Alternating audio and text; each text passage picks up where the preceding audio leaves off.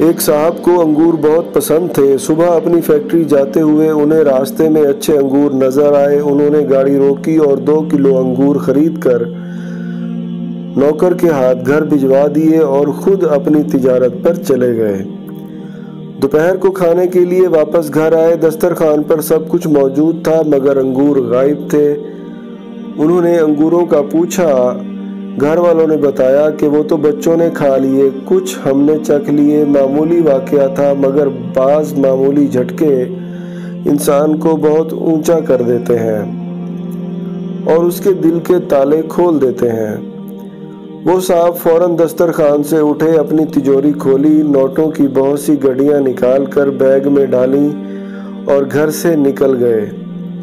انہوں نے اپنے کچھ ملازم بھی بلوا لیے۔ پہلے وہ ایک پراپرٹی والے کے پاس گئے، کئی پلاٹوں میں سے ایک پلاٹ منتخب کیا، فوراً اس کی قیمت ادا کی، پھر ٹھیکیدار اور انجینئر کو بلایا، جبکہ عارضی نقشہ بنوانے کے بعد ٹھیکیدار کو مسجد کی تعمیر کے لیے کافی رقم دے دی اور کہا 2 گھنٹے میں کھدائی شروع ہونی چاہیے۔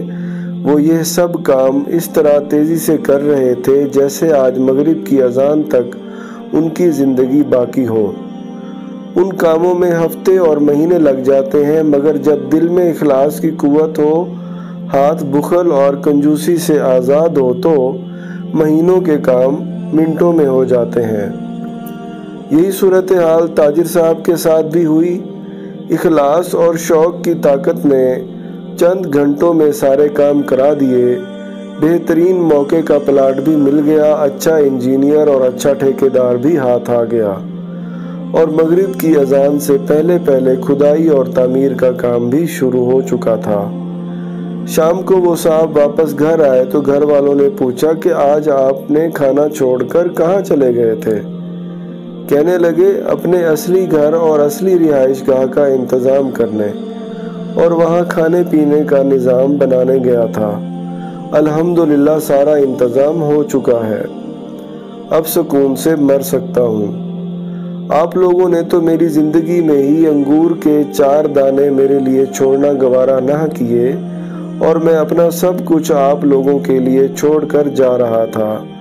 میرے مرنے کے بعد آپ نے مجھے کیا بھیجنا تھا؟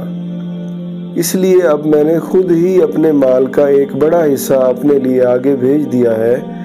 اس پر میرا دل بہت سکون محسوس کر رہا ہے۔ اللہ تعالی ہمیں نیک اعمال کرنے اور دنیا و آخرت میں کامیاب ہونے کی توفیق عطا فرمائے۔